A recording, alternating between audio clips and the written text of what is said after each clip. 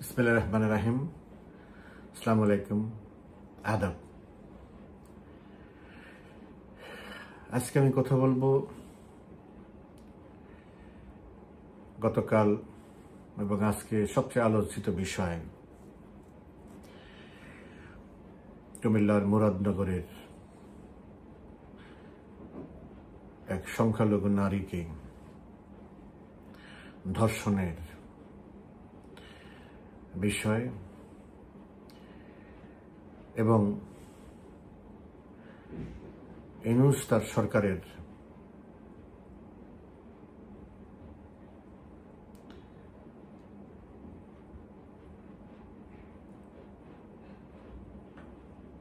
অন্তিম সময়ের কিভাবে সুর বেজে উঠেছে সে বিষয়ে দিয়ে একটি কথা বলব। আপনার সময় নিশ্চিতভাবে শিহরিত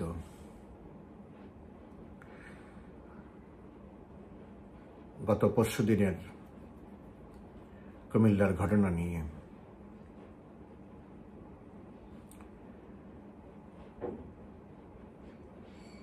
এটা আমরা তো প্রতিদিনই কোনো না কোনো ঘটনা নিয়ে আলোচনা করি, সমালোচনা করি, উত্তেজিত হই, শিহরিত হই,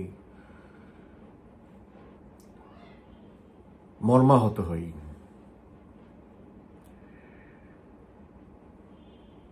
পাঁচই আগস্টের পরে দেশে যে নৈরাজ্যের শাসন প্রতিষ্ঠিত হয়েছে, ডাকাতের শাসন চালু হয়েছে, দখলদারের শাসন চালু হয়েছে, ইউনূসীয় শাসন চালু হয়েছে, এটাই তার বাস্তব রূপ। মুরাদনগরের এই হিন্দু মেয়েটির, এই নারীর বা এই মা, দুইটি সন্তানের মা, এই ঘটনা আপনারা শুনেছেন বিভিন্নভাবে, বিভিন্ন রকম। কিন্তু ঘটনাটাকে রাজনৈতিকভাবে একে অপরের প্রতি দোষারোপ এবং নিজের দোষকে অন্যের কাঁধে চাপিয়ে দেওয়ার জন্য একটা রাজনৈতিক নোংরা খেলা শুরু হয়েছে গতকাল থেকেই। যখন এটা প্রকাশ করা হয়েছে বা এটা যখন প্রতিষ্ঠিত হয়েছে যে ফজর আলী ধর্ষক, সে বর্তমানে বিএনপির রাজনীতির সাথে জড়িত, এটাও ঠিক। আওয়ামী লীগ যখন ছিল ক্ষমতায় তখন সে আওয়ামী লীগের নিজেকে নিজে প্রচার করত আওয়ামী লীগের রাজনীতির সাথে জড়িত, কিন্তু আওয়ামী লীগের কোনো কমিটিতে তার কোনো নাম নেই। এখন পত্রপত্রিকা, মিডিয়া কি করলো? মিডিয়া প্রথমে এটা চেপেই গেল, কারণ এটার সাথে এটা ওই ছেলে ফজর আলী, ৩৮ বছর বয়স, সে বিএনপির সাথে জড়িত। এজন্য সাহস করলো না কেউ। ঘটনা বলেছে কিন্তু সে যে বিএনপির সাথে জড়িত সেটা বলতে সাহস পায়নি। এমনকি প্রথম আলো গতকাল রাতে অনলাইনে প্রথম যখন নিউজটা করেছে তখন মেয়েটি যে সংখ্যালঘু বা হিন্দু এই পরিচয়টা তারা বলেনি, আজকে বলেছে।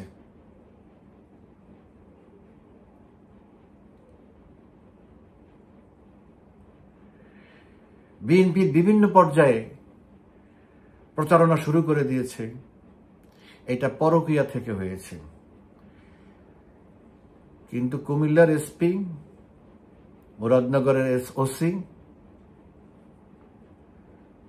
পরিষ্কার করে বলেছে, না, মেয়েটা যা বলেছে তাই সত্য এবং মেয়েটা অত্যন্ত সহজ সরল মেয়ে, তার মধ্যে কোনো চালাকি, তার মধ্যে কোনো ভনিতা নেই। এখন শোনা যাচ্ছে মেয়ের স্বামী থাকে বিদেশে, তাকে বিভিন্নভাবে হুমকি দেওয়া হচ্ছে মামলা তুলে নেওয়ার জন্য। হুমকি কারা দেয়? যারা ক্ষমতাসীন তারা হুমকি দেয়।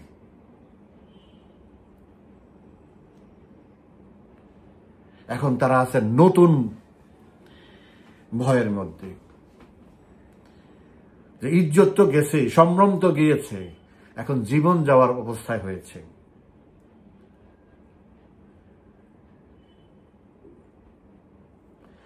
ওই জায়গার স্থানীয় হলো নাবালক উপদেষ্টা আসিফ মাহমুদের বাড়ি। সে আবার ওখানে নির্বাচন করার জন্য পায়তারা করতেছে, ওখানে নেতা হইতে চাইতেছে।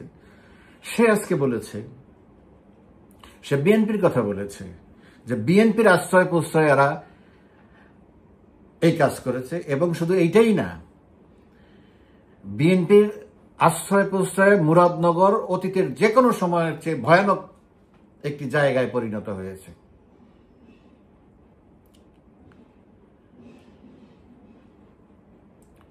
ঘটনা তো একটা ঘটে নাই, গতকালকে আরো 2টা ঘটনা ঘটেছে। সেটা ভয়াবহ ঘটনা।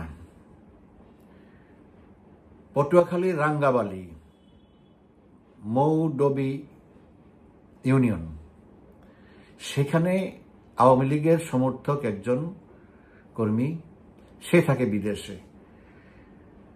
তার স্ত্রীর কাছে চাঁদাবাজি করতে গিয়ে যখন এই ঘটনা মানে লোকজন জানে, তখন তাকে, ওই স্ত্রীকে, তার ভিডিও অলরেডি ভাইরাল, ওই মেয়েটাকে, ওই মহিলাকে জোর করে বাড়ি থেকে তুলে নিয়ে গেছে। এখন কেউ জানে না ওই মহিলা কোথায় আছে, চিৎকার করতেছে, আমরা ভিডিও দেখেছি। গতকাল আরেকটি ঘটনা ভোলায় তালুকদারহাট নামে একটা জায়গা আছে, ভোলা বরিশাল রাস্তার মহাসড়কের উপরে, পরাণগঞ্জ বলে আর কি, বাপ্তা ইউনিয়নের মধ্যে, বা কাচিয়া বাপ্তা, একটা ত্রিমুখী, 3টা, ইলিশা, বাপ্তা, কাচিয়া, এই 3 ইউনিয়নের মৌকা আর কি। সেখানে ফজর নামাজ পড়তে গিয়ে পড়ার সময় জনগণ দেখে রাস্তার পাশে হাত পা বাঁধা, পলিথিন দিয়ে পেঁচানো, এসিডে ঝলসানো এক নারী পড়ে আছে। এখন এইরকম ঘটনা বলতে গেলে কয়েক ঘন্টা সময় লাগবে। প্রতিদিনের ঘটনা যদি বলতে যাই, কেন, পুলিশ হেডকোয়ার্টারের রিপোর্ট হচ্ছে গত 11 মাসে, গত 15 বছর বলেন, 30 বছর, যে কোনো সময়ের চেয়ে 27% ধর্ষণ বেড়েছে। তাতে করে একটা ক্যালকুলেশনে দেখা গেছে দৈনিক 90টা ঘটনা ঘটছে, ধর্ষণের ঘটনা ঘটছে। এটা তো হলো একটা রিপোর্ট, পুলিশ রিপোর্ট। যা ঘটে তার সব তো পুলিশ রিপোর্টে আসে না, অনেক কম আসে। তো ঘন্টায় যদি 5টা ধর্ষণ হয় দেশে, আপনি ভাবতে পারেন কোন দেশে আছেন। নারী শিশু উপদেষ্টা বলে যে এত তাড়াতাড়ি সবকিছু নিয়ন্ত্রণে আনা সম্ভব না। আপনি কাদের কথা বলবেন? যারা এখন নতুন বাংলাদেশ গড়তে চায়, তারা নিজেরাই তো ধর্ষণে, একে অপরের ধর্ষণের শিকার, একে অপরের বিরুদ্ধে অভিযোগ করতেছে।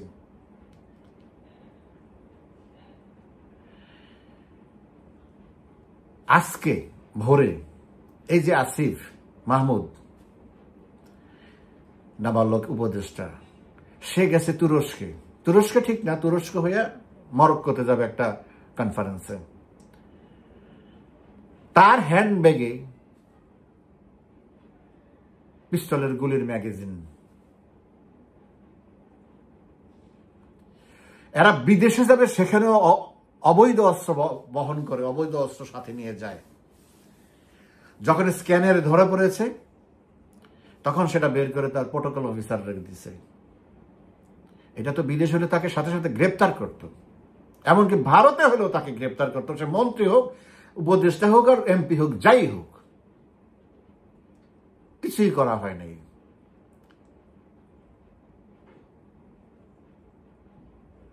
এই হচ্ছে আমাদের বর্তমানে ইউনূস তারেকের যৌথ ব্যবস্থাপনায় নূতন বাংলাদেশ। তবে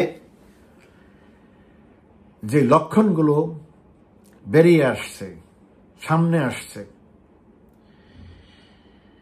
এটা কিন্তু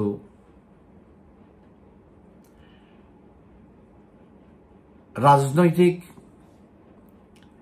পারমাণবিক বিস্ফোরণের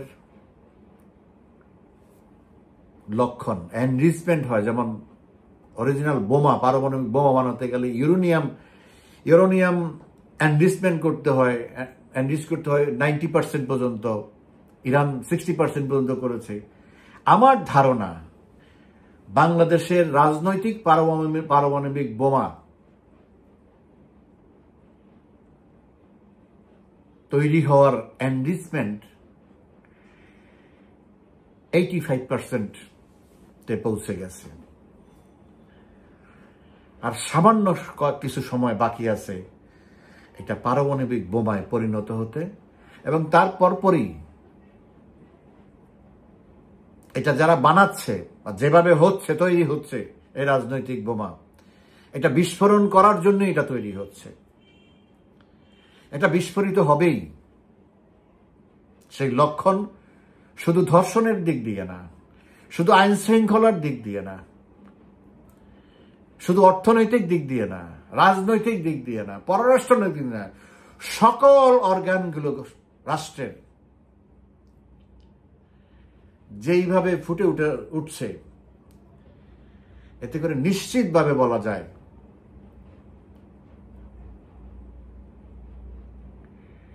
রাজনৈতিক বিস্ফোরণ ঘটতে যাচ্ছে।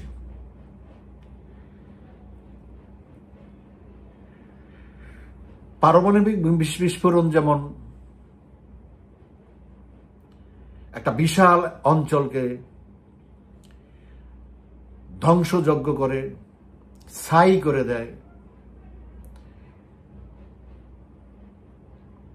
কিন্তু রাজনৈতিক বিস্ফোরণ কখনো কখনো, এবং বেশিরভাগ ক্ষেত্রে রাজনৈতিক বিস্ফোরণ হয় দেশের কল্যাণে, মানুষের কল্যাণে। সেখানে মানুষ অংশগ্রহণ করে, মানুষের অংশগ্রহণ থাকে সেখানে। এবং আমার এইটাও বিশ্বাস যে, আমার অভিজ্ঞতা থেকে আমি বলছি, যে লক্ষণগুলো চতুর্দিকে ভেসে উঠেছে, এটা অত্যন্ত যৌক্তিক হবে বলাটা যে মানুষ, সাধারণ মানুষ, ভুক্তভোগী মানুষ, দেশের অধিকাংশ জনগণ, অন্তত 80% জনগণ, অন্তত, বেশি হতে পারে, কম হবে না, উন্মুখ হয়ে বসে আছে রাস্তায় নামার জন্য, এর থেকে মুক্ত হওয়ার জন্য, মুক্তি পাওয়ার জন্য। এখন এখানে অনেকগুলো ফ্যাক্টর কাজ করে, অনেকগুলো উপাদান কাজ করে, এগুলিকে একত্রিত হওয়া পরপরই এটা বিস্ফোরণ হবে। এখন এই জিনিসগুলো অ্যাকুমুলেটেড করার যে প্রক্রিয়া, সেটাও শুরু হয়েছে। কারণ এত কিছুর পরে কোনো সমাজ, মানুষ বসবাস করার কোনো সমাজ চুপ থাকতে পারে না, অন্ধ থাকতে পারে না।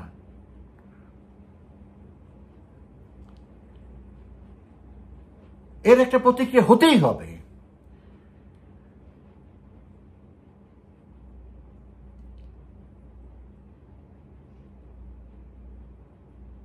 তা না হলে দৈনিক 100 নারীর ধর্ষিত হবে সমাজের সর্বস্তরে, একদম উঁচু থেকে নিচু পর্যন্ত, সকল মহলে, সকল লেভেলে এটা হচ্ছে।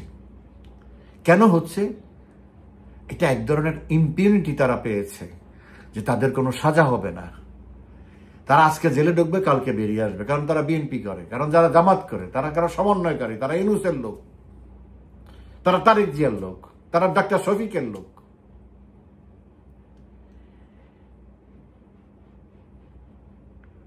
যে কোনো অপরাধী অপরাধ করতে এখন আর ভয় পায় না, কারণ তার পিছনে শক্ত ব্যাকআপ আছে। পুলিশ তাদেরকে ধরবে না, আবার পুলিশ ধরলেও তারা মুক্ত হয়ে যাবে। এখন পুলিশের আর সাহস নাই। ওই যে ডাস্টবিন শফিক, যে কিনা নতুন আরেকটা তত্ত্ব দিয়েছে যে মব ভায়োলেন্স নাকি এটা নাকি মব ভায়োলেন্স বা মব জাস্টিস না, স্টুপিড বলছে এটা নাকি প্রেশার গ্রুপ। তার মানে সবাইকে উৎসাহিত করেছে যে তোমরা এটা করতে থাকো, এটা লিগ্যাল এখন। আর ও যখন তার এটা বলার একদিন পরে খুলনায় গেছে, ও নিজেই সেই মব ভায়োলেন্সের মুখে পড়ছে, ওকেই অবরুদ্ধ করে রেখেছে ঘন্টার পর ঘন্টা। কথায় কথায় ডিআইজিকে বদলি করতে হবে, কমিশনারকে বদলি করতে হবে, একে চাকরিচ্যুত করতে হবে, এক বিরুদ্ধে মামলা দিতে হবে, এসআই কি সুকান্ত না কি নাম, তাকে ছেড়ে দেওয়া হয়েছে, আবার তাকে গ্রেপ্তার করতে হয়েছে, আবার তাকে জেলে নিতে হয়েছে। এটা সারা না তো পুলিশ কেন অ্যাকশনে যাবে? পুলিশ কার বিরুদ্ধে অ্যাকশনে যাবে? পুলিশের তো ঘাড় দুইটা মাথা নাই।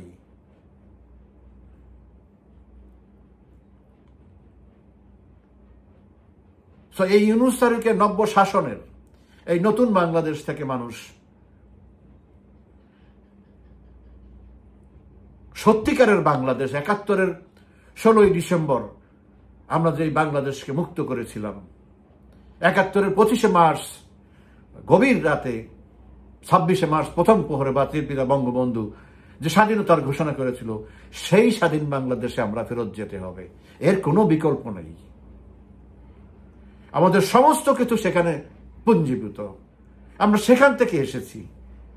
আজকে আমাদেরকে সমস্ত শেকড় থেকে, ঐতিহ্য থেকে, সংস্কৃতি থেকে, সমস্ত কিছু থেকে আমাদেরকে বিচ্ছিন্ন করে কি এক অদ্ভুত নতুন বাংলাদেশ দেখাচ্ছে, যেই বাংলাদেশে দৈনিক ১০০ নারী ধর্ষিত হচ্ছে, যেই দেশে কোনো ল অ্যান্ড অর্ডার নাই, সব চুরি চামারি করতেছে, বাটপারি করতেছে, দুর্নীতির রেকর্ড হবে, যে কোনো সময়ের চেয়ে রেকর্ড হবে এখন দুর্নীতিতে।